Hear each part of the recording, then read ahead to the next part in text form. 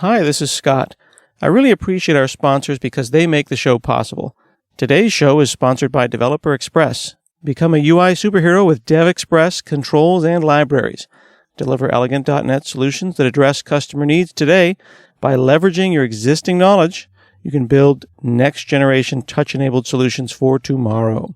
You can download your free 30-day trial at dx.hanselminutes.com. That's dx.hanselminutes.com.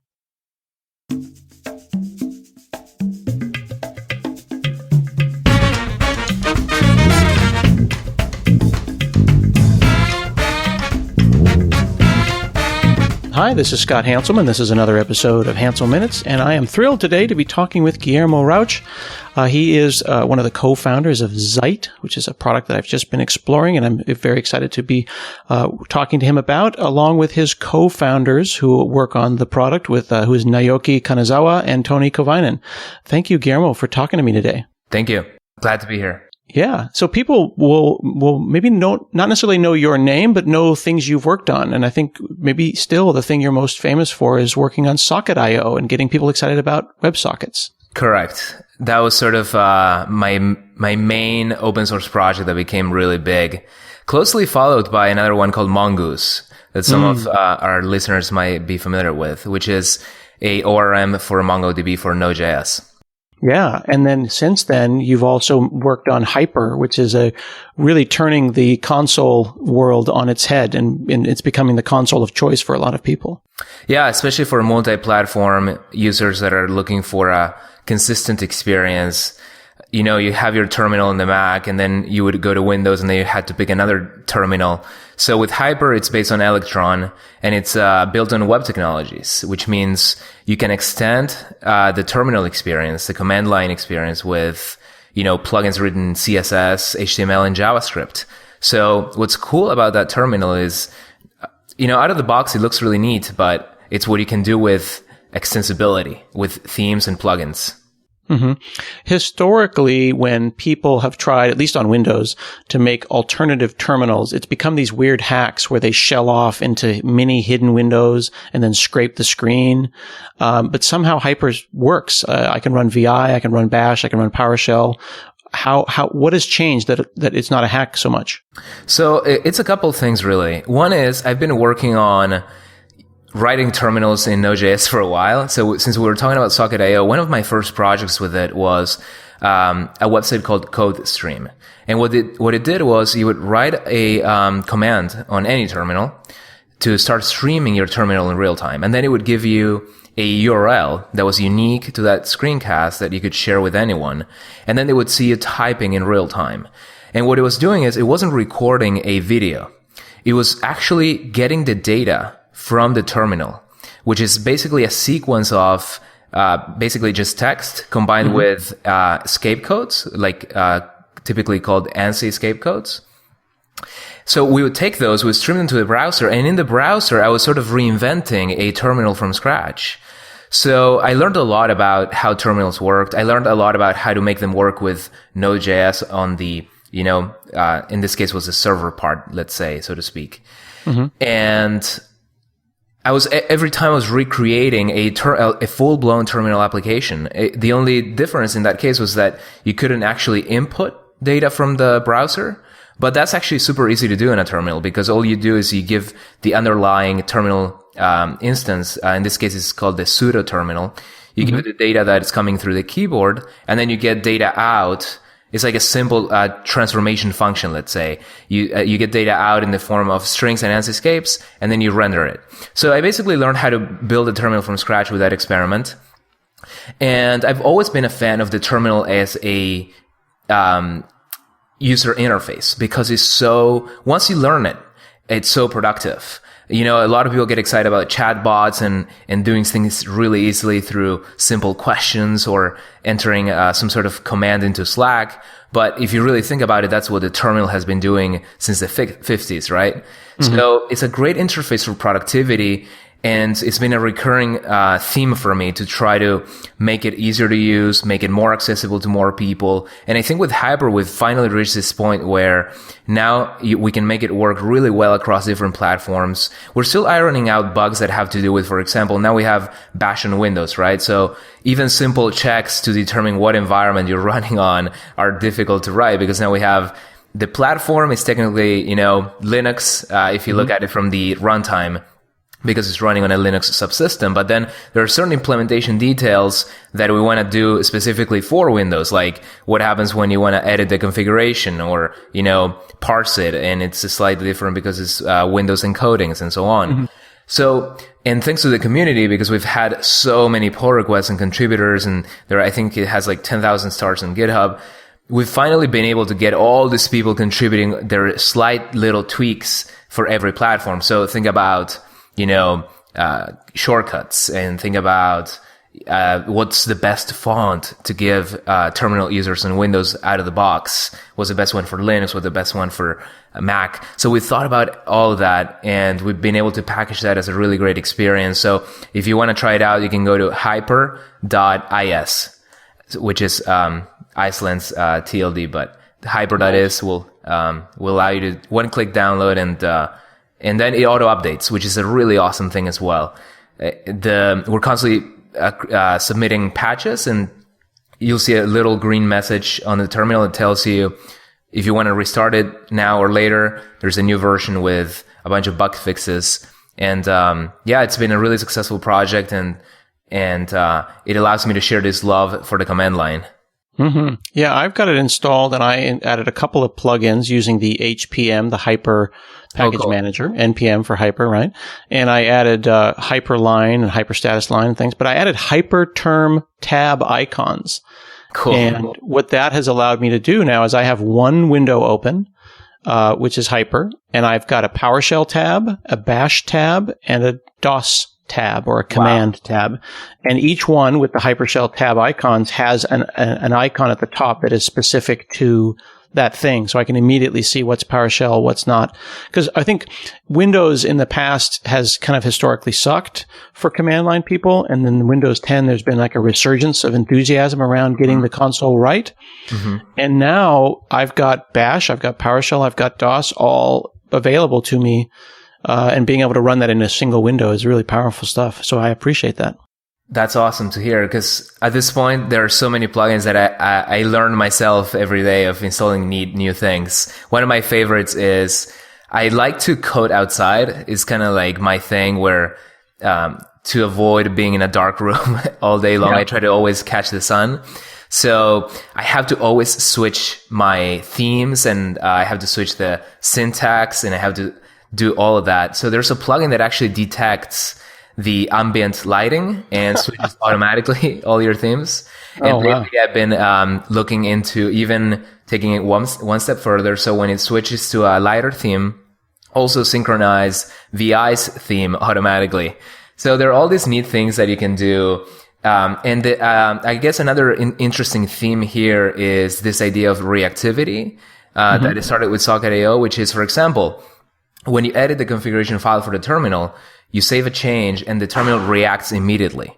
Actually, you can also go to the plugins list in that configuration file, and if you type in a new one, we're on the background monitoring that file for changes, and then we run npm install automatically. So you actually see a lot of these plugins kick in, which is a technique that we call hot code loading. So they kick in automatically. So this is really cool because it's something that has typically been really difficult to do at a large scale. And in fact, I think JavaScript is the best language nowadays for pulling this off in a production environment, where if things are changing, like plugins are being updated or the themes change or new things get patched, we can do that without dropping any sort of uptime, so to speak. And this is a really powerful thing, because if we think about, the modern day computer user, think about how many times you actually have to restart your entire application. Sometimes I actually just installed a update for the firmware of my USB-C dongle, and it made me reboot my entire computer. So not only did I have to upgrade the software of a adapter, it also made me reboot my entire computer. So, this gets you thinking, right? Because we haven't really thought about not making the user waste time in that way. Like, you have to restart everything to be productive. So with Hyper, that's another interesting thread, because we're now able to it's sort of like it starts to have some operating system type features, right? So one feature that also comes built in is you can type in a URL. And what we do is, if you typed in a URL into Bash or PowerShell or whatever, you would get, google.com command not found. So what we did is we wrote a plugin that before the text makes it to the screen that says google.com command not found, we intercept it. And because this is built on Electron and it's all based on web technologies, we're able to inject what would be the equivalent of a browser tab that loads up that website in a secure and sandboxed way. So this is really cool for when you're, for example, you launch a server on localhost port 3000 and you want to test it really quickly. You can introduce that URL directly into the terminal. So you can see how this is blurring the lines of what a window manager is, or, what your operating system interface even is. There are a lot of people that nowadays primarily use their terminal, Chrome, perhaps Atom, and that's sort of their entire experience, or VS Code. So we're looking at a future where, with a lot of Electron apps becoming a part of your day-to-day workflow, I think there are exciting opportunities for even rethinking how window management works, or how applications are laid out on a screen. And, this allows us to iterate really fast. And like I said earlier, it allows us to reload code in a much more efficient way than sort of like the web itself, than you could do with a lot of native applications. Interesting. Now I've got Hyper open right now. Do I just type google.com and it'll notice it? You have to do a fully qualified URL. So you have to do http://google.com. And then you'll see it pop in directly into the tab. And then we're simulating the experience of, if it was a command. So if you're not focused on an input, later on you press Control-C and it brings you back to the prompt. That just says HTTP is not a command. Does this not work on Windows? So let me show you. Well, it's a podcast, so. Right. So, it has to be the entire URL. It's possible that there might be a glitch in the window, or sometimes what we are dealing with is people use a lot of different shells. So depending on what shell you're running, it might not be fully supported. So if you're running Bash, it should work out of the box for sure.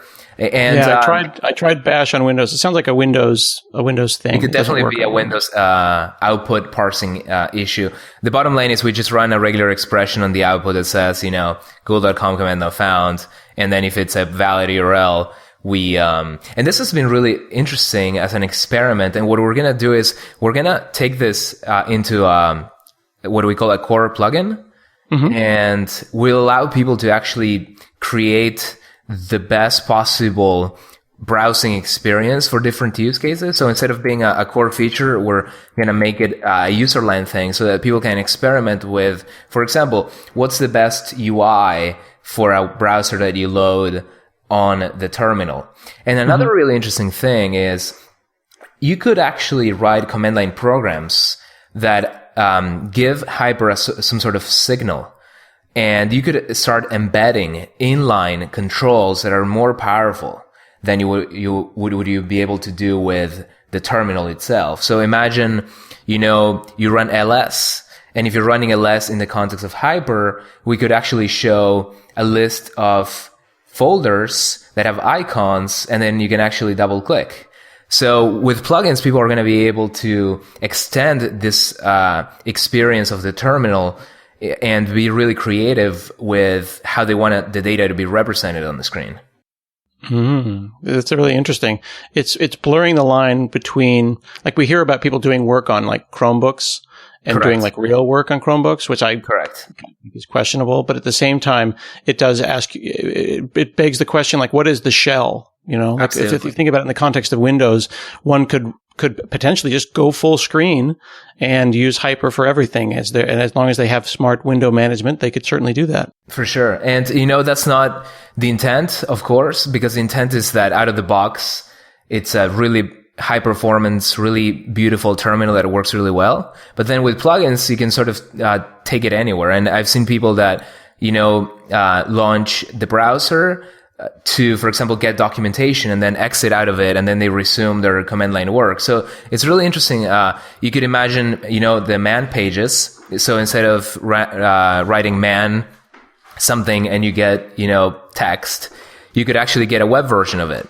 So it's going to be interesting, an interesting couple of years coming up, I think, in that once people get into the groove of writing plugins for this, you can come up with really, really creative ways of, human computer interaction. Interesting. Well, that's actually a good opportunity to pivot to the original thing that I wanted to chat with you about, which is your new company, Zeit, and specifically the Now and Zeit World stuff that you're working on. I bumped into Now a couple of months ago and I saw, real-time global deployments. That's cool. And then I looked at it and I saw, because you go to zeit.co/now and there's a cool animated GIF that shows you deploying a Node app. And then you type the word now and hit enter and then boom, you're on the web. But I have to admit, as a person that does his work in open source C#, I was like, oh, that's really cool. Yet another thing that's not for me. Yeah. So I felt a little excluded. But then I saw that you support Docker. Correct. Yeah. And then I took, I don't know, what did I take? 15 minutes yesterday? Mm-hmm. It was not long. I DM'd you one question and in 15 minutes from sign up to give you my credit card, which I don't even think was required. And I had a .NET application running in Zeit. So let's back up and help me understand, how did you completely changed how I interact with what I would think of as a cloud. It was just almost impossibly simple. Yeah. And this is, why did Hyper come about? And it came about because we think that the deployment experience, which is taking an application and hosting it in the cloud, should not be more than one command, right? So you write your source code in a folder and you have a manifest file typically. By manifest file, that could be package.json for NPM, or it could be Docker file. And those files already contain the instructions of how to boot up the application. So in the case of JavaScript, you can run npm start, and what that does is it looks at the package.json file. It goes through the scripts list and says start, and it might be node server.js or something like that. In the Docker world, you have something very similar, which is the CMD instruction. So the CMD instruction for a Docker file is, what's the command that has to run once you decide to boot up the container? So there is a distinction here to be made between building your project and booting up or running your project. So these two phases exist with different degrees of, clarity in pretty much all projects. For example, in JavaScript, we're typically not so used to having a build phase, because you can actually run your entire application doing, node index.js. So there's no build phase. But increasingly, what we've found is a lot of Node.js projects, especially front-end code, has actually very steep build steps, because they do transpilation, for example, because you want newer JavaScript features. In some cases, for performance reasons. When you do node index.js and then can go and ask the file system for other files and other files and other files. So some people, as an optimization, they package everything into one file, for example. So with Now, that build step and that boot up step happens seamlessly after you run Now. So all we do is we actually take your code to the cloud, and then we build it, and then we start it up. In the case of Dockerfile, that allows you to, boot up any sort of technology. So .NET, we've done examples. So to really make our point across that this is universal deployment, what we did was launch a COBOL microservice. And COBOL is, I think, one of the oldest languages that are still around, and that I think people have actually written a small web framework for. So we wrote a little Docker file that fetches, the COBOL runtime. And, we wrote a JSON, some microservice that outputs some, I think, JSON or some text. And then we did that for Rust. And then we did that for Swift. And then yesterday, without any further instructions, you did that for .NET. And the key idea here is that we're taking Docker file as a recipe. We're not taking the idea of you have to build an image and then you have to push the image and then you have to deal with registries. The key notion here is that we're just taking the definition of your code, and then we can do a lot of optimizations in the cloud for making that build really fast, for giving you feedback in real time. So for example, as it's building, we stream the terminal so you can actually see what's happening as that project is being built. So that's the main idea is, with one command and the definition of your project that you already have and the code that you already have, we take it to the cloud. We give you a URL for you to access it that's unique and new every time. And that's all you do. I gave a talk at All Things Open. I think you may have been there. And one of the things that I commented on was that in the 90s, I spent almost that whole decade learning how to do a web farm. So if you look at my resume, there's 10 years where I am doing load balancing and round robin DNS. And we were learning how to do that. Like the idea of a website was turning into the idea of many websites that work as one. And now that has become a checkbox. Absolutely. So that has become commoditized. And I mean that in the best way, not in the negative way of commoditized, but in that checkbox now stands on the work of the previous 10 years. It seems like you're doing the same thing in that you're saying, this is a solved problem and that's a solved problem. And why does it need to be so hard? So you're challenging every assumption and saying, why do I even need to know that there's a virtual machine underneath this? Why do I need to think about multiple IP addresses? I just want a website.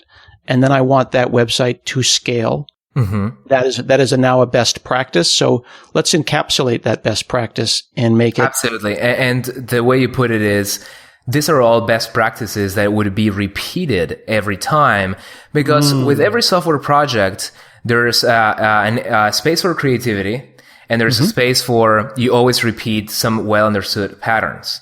So now itself limits itself to HTTP servers. So when we talk about executing now on your terminal, what is it that you're booting up in the cloud? Well, we're constraining our space to deployments. Then when they boot up, they expose an HTTP server. So what does this mean? You can deploy websites. In fact, if it's a static website, like let's say you have a bunch of HTML files in a folder, we automatically treat that as a static website and you don't have to define anything. Or you can have a Docker file or package of JSON that define an HTTP server. And what's cool about this is we know how to scale web servers. We know that one of those best practices is horizontal scalability. So what that means is you want to boot up multiple copies if needed of that deployment. So another best practice is, we understand how to put load balancers in front of your deployments. So typically, if you wanted to do a deployment that is production grade, you would have to boot up your load balancer separately from your application servers and then configure and maintain and monitor both. But in our case, because we've, again, constrained ourselves to HTTP, we understand how to load balance traffic. We understand how to scale that. And we do that all on your behalf. And again, these are not things where you want to be creative. Where you want to be creative is, the UI of your application. You want to be creative with the responsiveness. Hang on. I want to interrupt you and just let's focus in on that for a second. That's not where we need to be creative. Like that's the thing. It's deployment. It's CI, CD. It's, we are not a unique snowflake. You may be creating a new startup that's going to revolutionize the blank industry. You don't say, well, before we do that, let's write a new JavaScript framework. Or let's come up with a brand new way to deploy. Let's sit on the best practices of the last 30 years.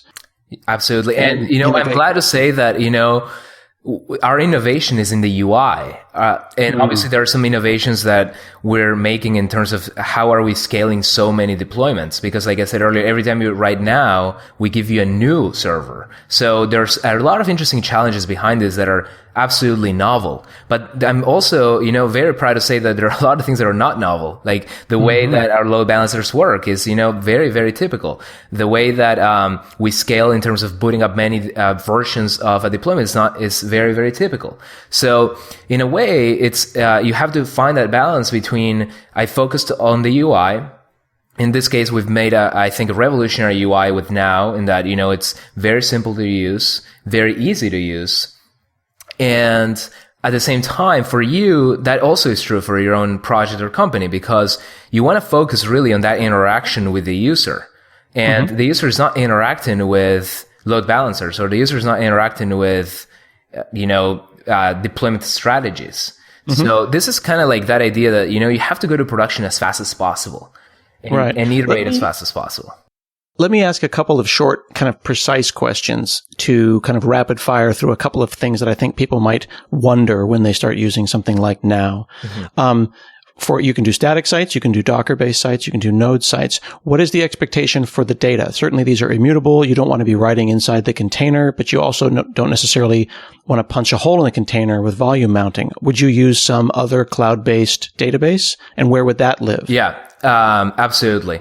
So that's a great observation, because the way that we look at this is like we're building a computer, okay?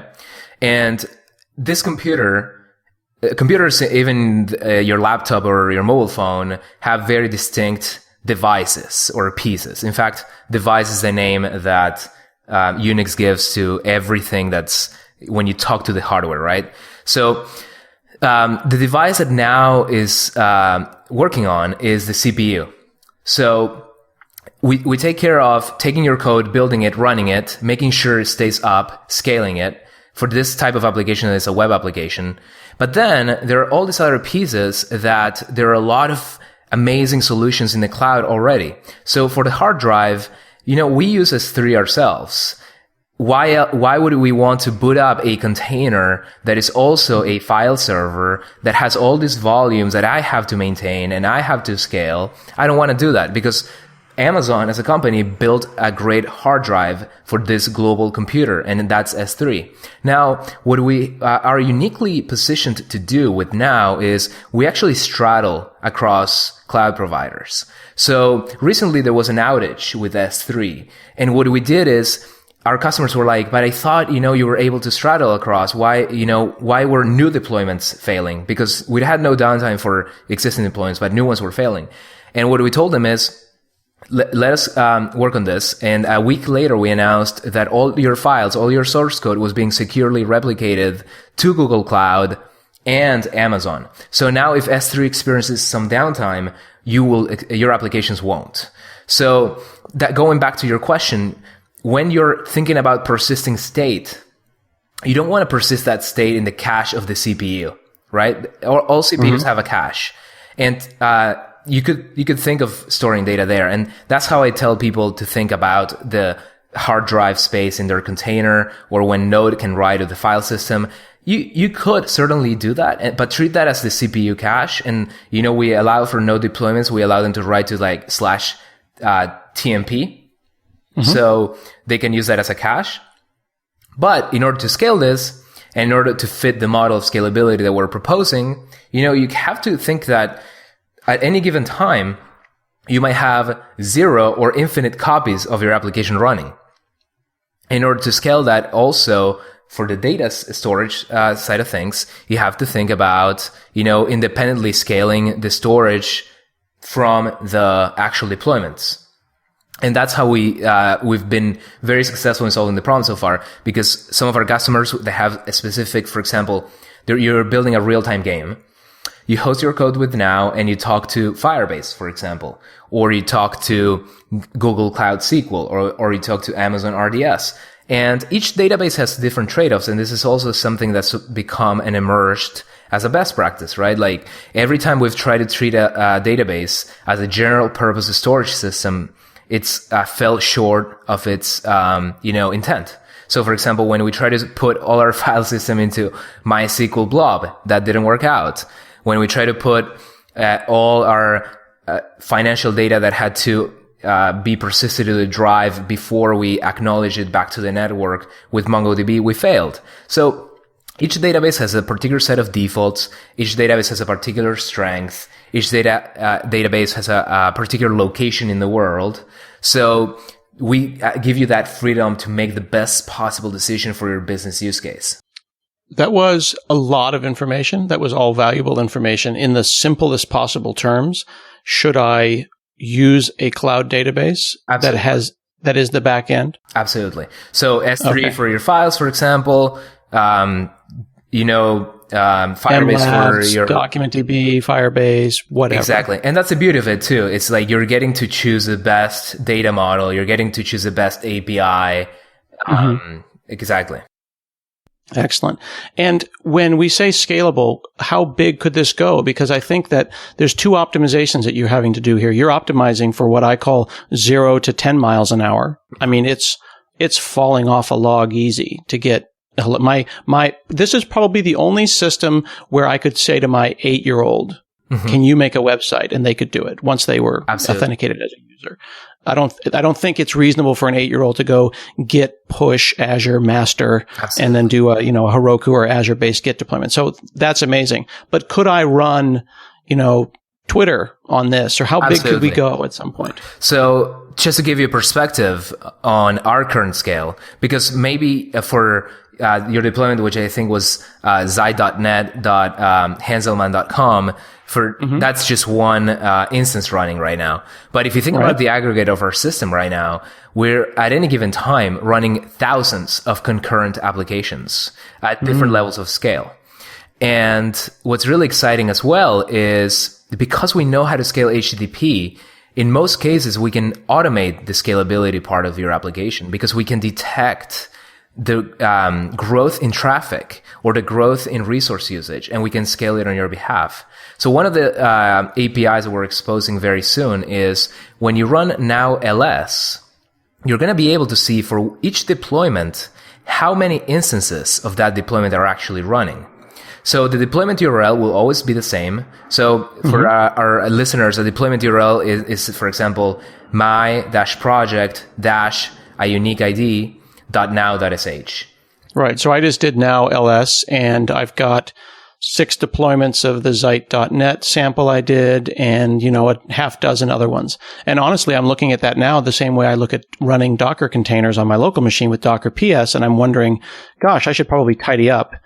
And I'd like to know which one of these is in production. Yeah. So I don't want to delete them all. I want to trim my tree here and delete everything that's not currently in production. So the way we do that is we call the alias system. So if you go ahead and write now alias ls, you're going to see what each of those deployments is currently being aliased to. Okay, just one of them is. Exactly. So right now, Zeit.net.hanselman.com is aliased to a particular deployment. So notice that I'm saying alias, and you never in our system deal with editing DNS records. You never deal with emitting certificates even. All you do is you run now alias and the deployment URL and then the target. So that target could be a subdomain like you did, Zeit.net.hanselman.com, could be a top level domain, could be google.com, et cetera, et cetera. So going back to your question of how do I scale this to the Twitter scale? So the bottom line is twitter.com is simply one version of a deployment that's been scaled horizontally to multiple copies.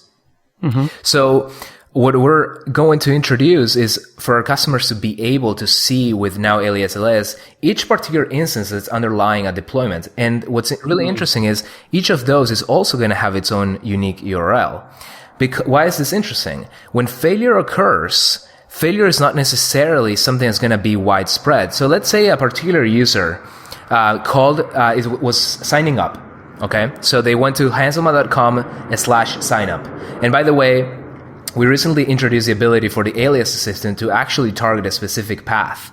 So this, for a lot of people, microservices are unapproachable. Why? Because they don't really know what that even means.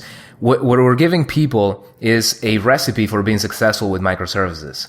And what that is you can point hanselman.com/signup to a specific deployment. So that specific deployment's job will be to only perform the sign-up task. Okay? I see. So let's say I make a Hanselman swag store. I can have the shopping cart be a microservice. Absolutely. And an aliased series of N containers. I can have the user authentication and account page, the product catalog, etc. Absolutely. And even further, let's say you have api.hanselman.com and you have 20 different endpoints there. Each of those can be a container. And even more interesting, each of those can be written in a different programming language. So you can sort of like have a very diverse team of people that with different capabilities that are using this beautiful contract that is HTTP to sort of coordinate their work. Right? So like if you're a project manager, you have to say to one of the developers, hey, what do you think about making api.hanselman.com/users return, this type of JSON shape, for example. And the developer can go ahead and write that in COBOL. And it's probably not going to perform really well in that programming language. But, as the project evolves, you can rewrite, you can experiment with new technologies. So going back to the failure isolation idea, imagine that an API endpoint that you have is running 1,000 copies of that deployment. And I went to sign up and I introduced as a user, I said Bobby Tables. And let's say you didn't handle that case gracefully. So your container actually gets destroyed. Like it crashes completely. That's why it's going to be interesting that we expose what I call the instance URLs. So each deployment will have 1,000 copies, and those 1,000 copies will have a unique URL as well. So when it comes down to debugging, you're going to be able to inspect that specific copy and ask questions like, okay, what are the logs for this specific copy? How much traffic was there in this specific copy when that happened? So the entire system has been built upon this idea of immutability, that every deployment in each instance is brand new, and it has a universal resource locator. And that is going to be able to let you scale very effectively and, for example, deal with failure at scale in a way that, it's not a nightmare to debug, for example. Very cool. Well, I feel like I could talk to you all day, but I'm afraid we're already well over how long one of these shows usually is. People can learn about this at Zeit.co, and you can learn about Now, which is the deployment tool. Or now.sh also as a shortcut. Now.sh. Very cool. You got all the great URLs. You've done a fine job. Thank you. I appreciate it. Well, thanks for chatting with me today. Yeah, it's been awesome. And if any of the listeners also have any questions, they can join Zeit.chat, which is our Slack community, our public Slack community. And also reach out to me on Twitter. My Twitter is at RauchG. And welcome all questions and comments. Very cool. I'll put links to all of that in the show notes. Thank you. This has been another episode of Hansel Minutes, and we'll see you again next week.